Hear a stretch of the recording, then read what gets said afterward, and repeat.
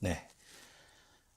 오늘 본문 창세기 22장 1절로 14절까지 말씀은 여러분들이 익히 잘 알고 있는 아브라함이 백세에 얻은 하나밖에 없는 아들 이삭을 하나님께 제물로 바치는 그 장면이 묘사가 되어 있습니다. 그런데 오늘 이 본문을 좀 다루기 이전에 여러분과 제가 한번 좀 생각해 봤으면 하는 질문이 하나 있습니다. 우리가 누군가를 전도하려고 할 때 가장 난감한 질문 중에 하나가 하나님이 살아계시면 나한테 좀 보여줘봐.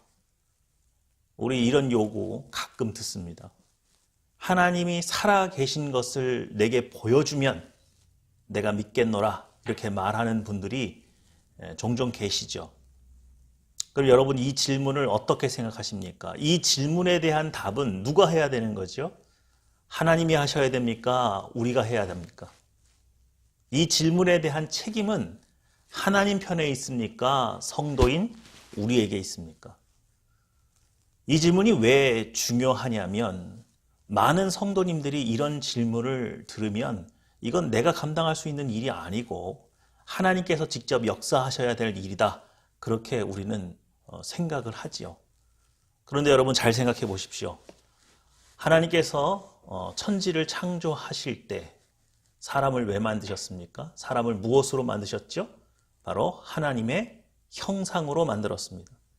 하나님의 형상으로 만들었다는 이야기는 이 세상에 많은 피조물이 있지만 유일하게 사람만이 하나님을 나타낼 수 있는 존재로 만드셨다는 의미가 됩니다. 그러므로 우리가 하나님을 믿는 신자임에도 불구하고 우리의 삶을 통해서 하나님의 살아계심을 증거하지 못하면 우리 하나님 형상 아닌 거고 또 하나님의 형상을 회복하지 못한 것이고 또 한 가지 더 큰 문제는 내 안에 계신 성령 하나님의 존재를 부정하는 결과가 되는 거예요.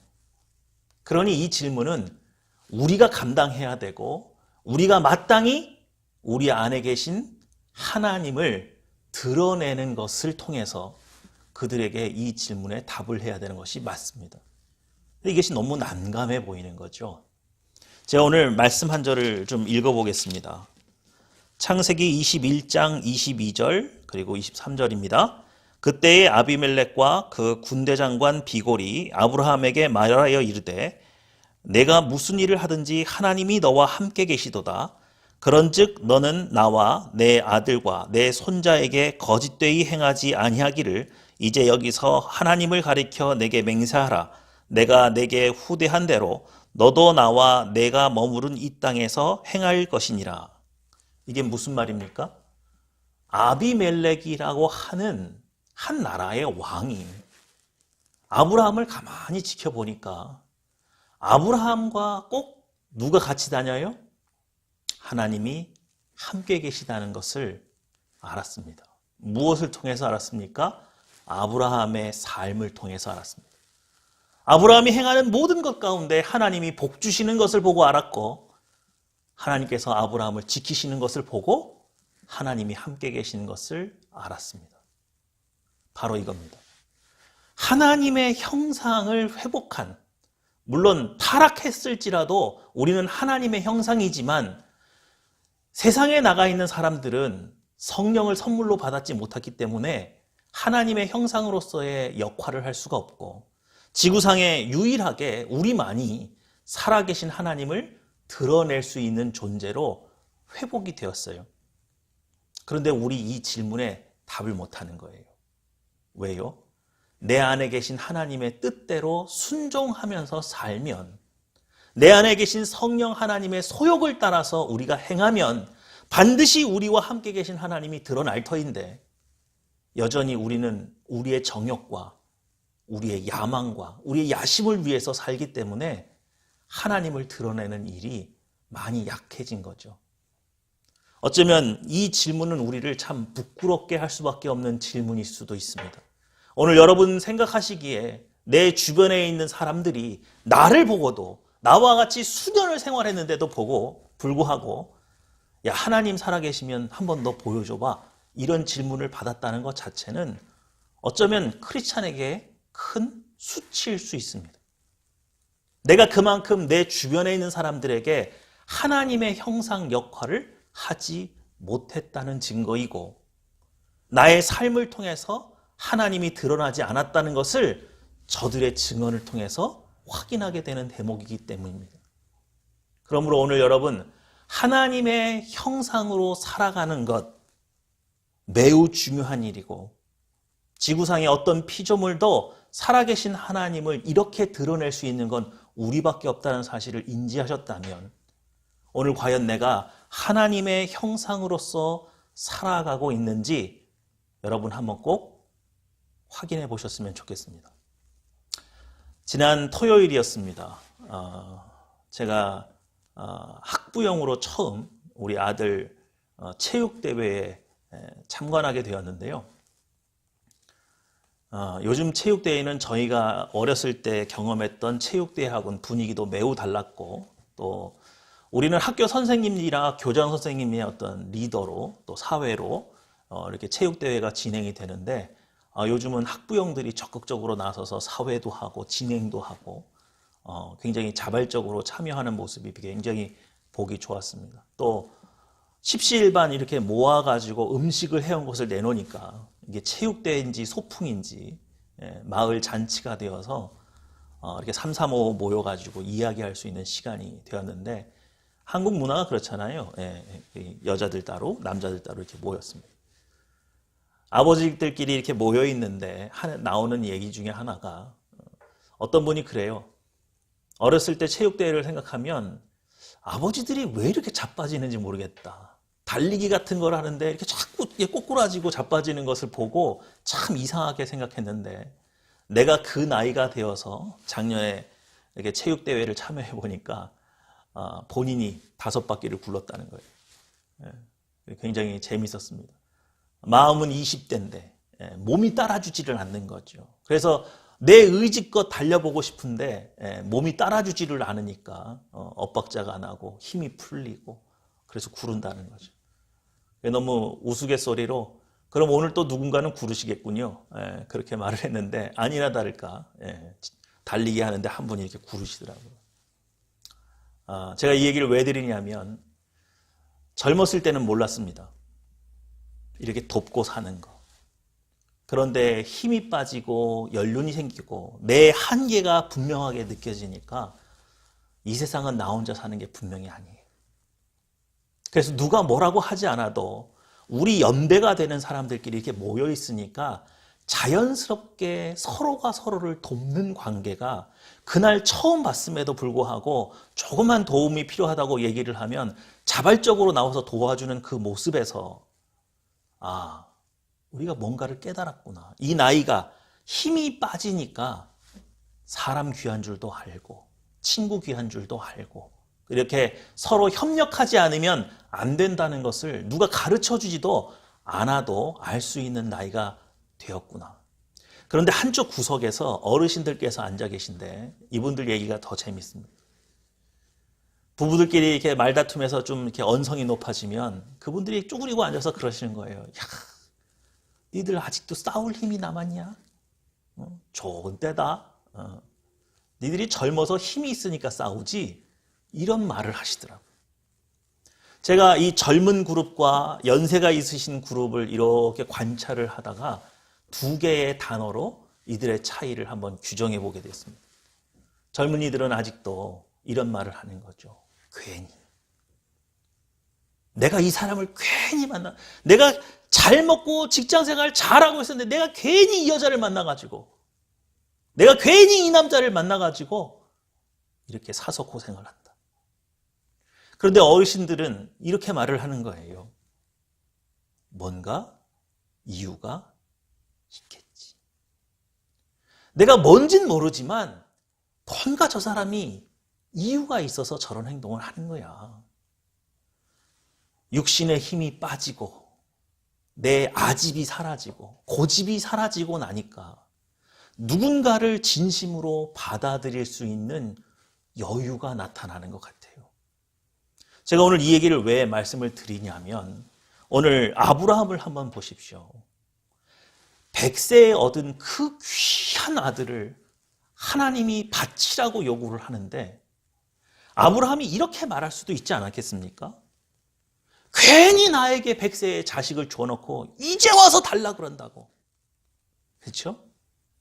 그런데 오늘 아브라함은 조금의 망설임도 없이 이 아들을 번제로 드리라는 요구에 대해서 묵묵히 따릅니다. 마치 아브라함이 속으로 이렇게 말을 하고 있는 것 같아요. 내 머리로는 도저히 이해가 되지 않지만 뭔가 이유가 있겠지. 여러분, 아브라함의 인생을 파노라마처럼 쭉 펼쳐놓고 괜히라는 단어를 붙일 수 있는 시기를 한번 보자 말이죠. 갈대아 우르에서 하나님이 나타나셔서 내가 너에게 복을 주어서 큰 나라를 세우고 여러 민족의 아버지가 되게 하겠다. 열국의 아비가 되게 하겠다. 그렇게 불렀을 때 아브라함이 뭔가 이유가 있겠지. 그리고 따라갔을까요? 아니죠.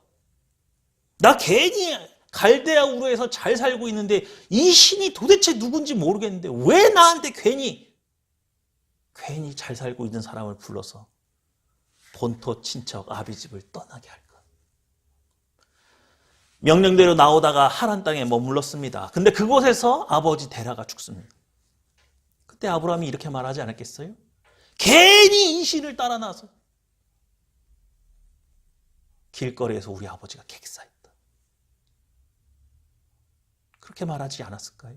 또 하나님이 약속했던 그 가나안 땅에 들어왔는데 이미 거민들이 살고 있어서 자기 땅이 될 것 같지는 않고 덜컥 기근이 들어올 때 그래서 애굽으로 내려가면서 아브라함이 그렇게 말하진 않았겠습니까?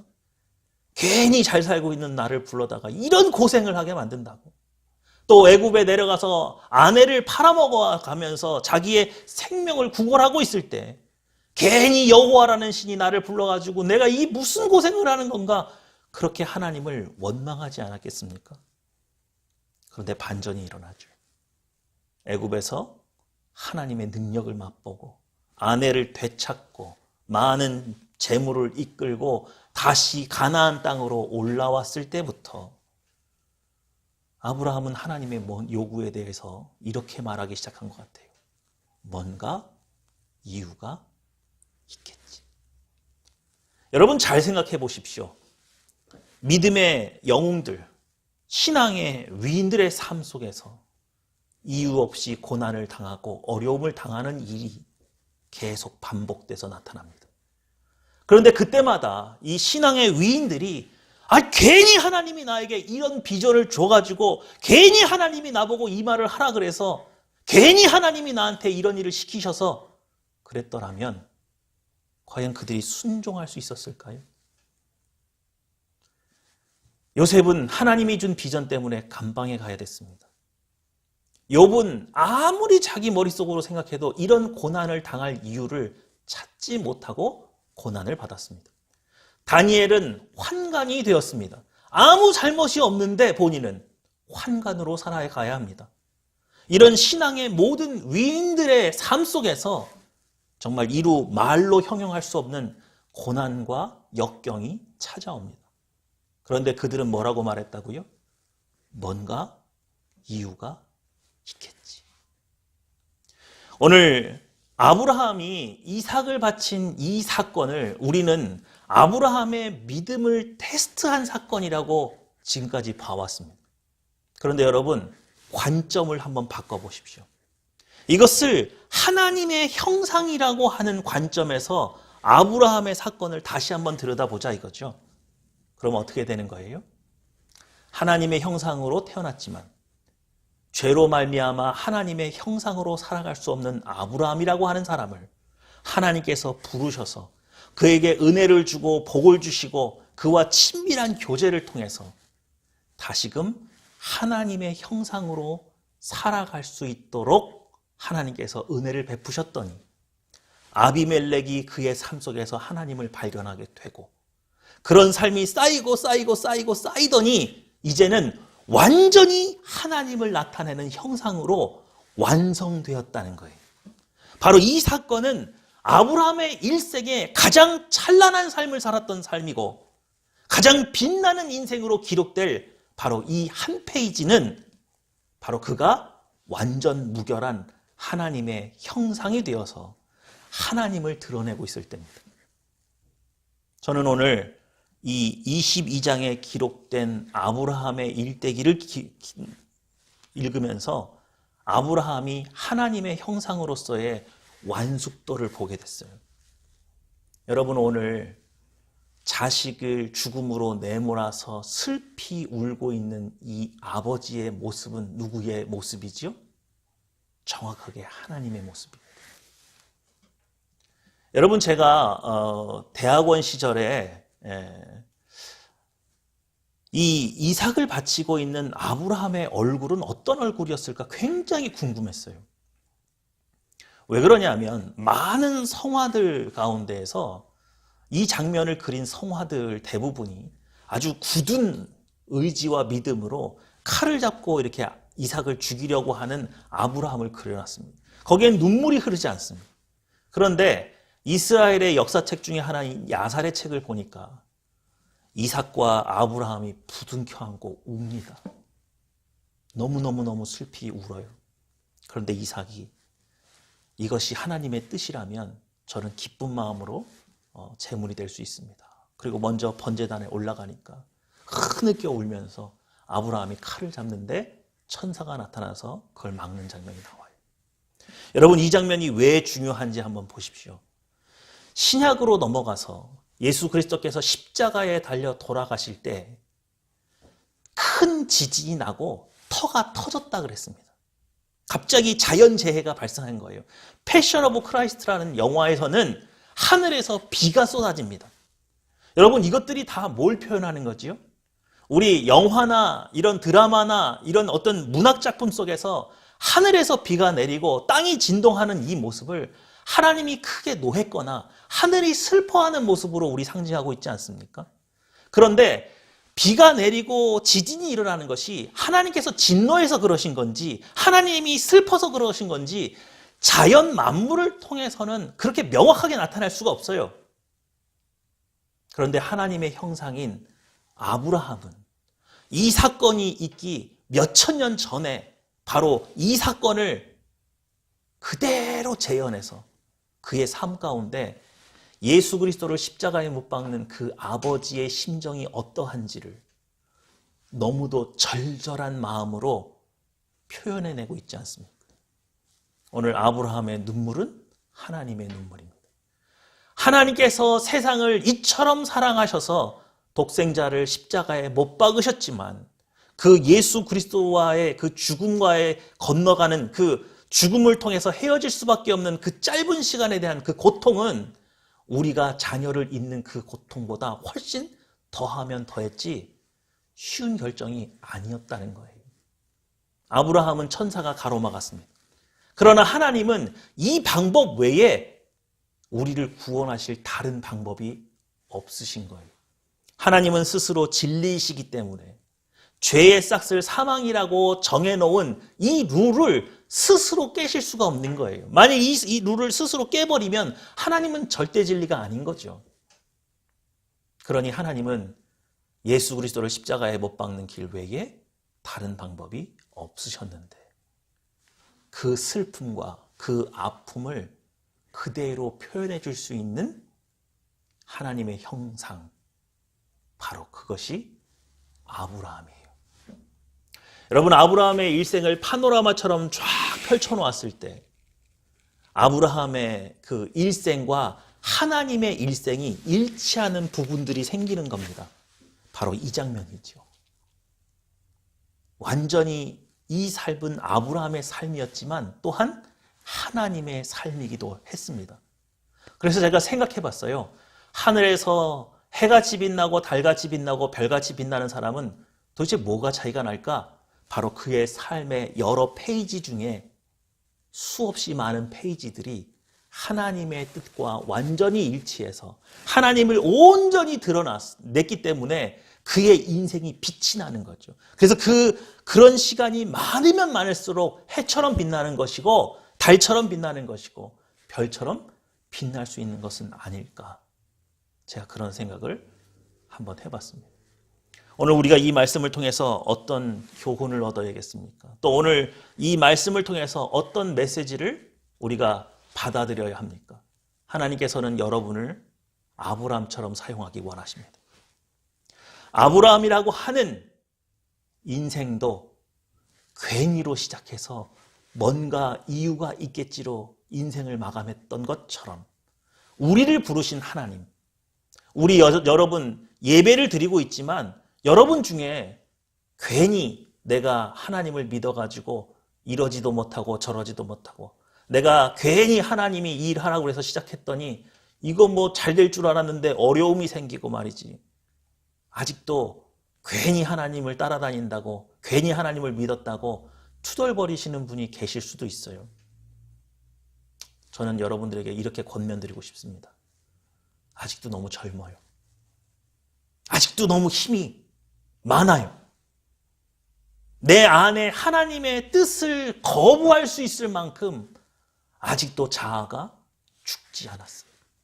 그러나 자아를 완전히 죽여서 하나님의 뜻에 나를 맡긴 사람은 아무리 어려운 요구, 또 하나님의 뜻대로 시작했는데 오는 이해할 수 없는 장벽들과 어려움, 장애들을 만났을 때 우리 이렇게 고백할 수 있습니다. 뭔가 이유가 있겠지. 바로 뭔가 이유가 있겠지 하고 믿음으로 동행하는 그 시간이 사실은 하나님의 형상으로 살아가는 시간일 수 있어요. 우리가 어떻게 하나님의 지혜를 이해할 수가 있습니까? 어떻게 우리가 하나님의 지식을 알 수 있습니까? 우리는 모르고 따라가는 경우가 참 많죠. 그래서 우리에게 믿음이 필요한지도 모르겠습니다. 그러니 여러분, 오늘 여러분에게 닥친 어려움과 고난, 분명히 하나님의 뜻이라고 하나님께 허락받고 간 길임에도 불구하고 여러 가지 어려운 일들을 만났을 때 그것을 거부하고 도망치고 싶고 되돌리려고 노력할 것이 아니라 뭔가 이유가 있을 것이다. 그렇게 믿음과 순종으로 나아가신다면 나중에 뒤를 돌아봤을 때 여러분 인생에 가장 빛나고 찬란한 한 페이지, 그리고 내 인생에 있어서 가장 귀하신 하나님을 정말 하나님 형상 그답게 멋지게 하나님을 드러낸 사건으로 기록될 가능성이 가장 많은 시간이 바로 지금 그때입니다. 그러니 여러분 낙심하지 마시고 오늘 여러분의 기도 목록 가운데 이런 기도 제목 하나를 더 추가했으면 좋겠습니다. 하나님의 형상으로 살기 원합니다. 하나님의 형상으로 살기 위해서 새 힘이 필요합니다. 제 힘으로는 저를 나타낼 수밖에 없는데 하나님께 새 힘을 받아야만 제가 하나님의 형상으로서 이 땅에서 하나님을 드러낼 수 있습니다. 그러니 오늘 저에게 새 힘을 주셔서 제가 하나님의 형상으로 살아갈 수 있는 은혜를 누리게 해 주시옵소서.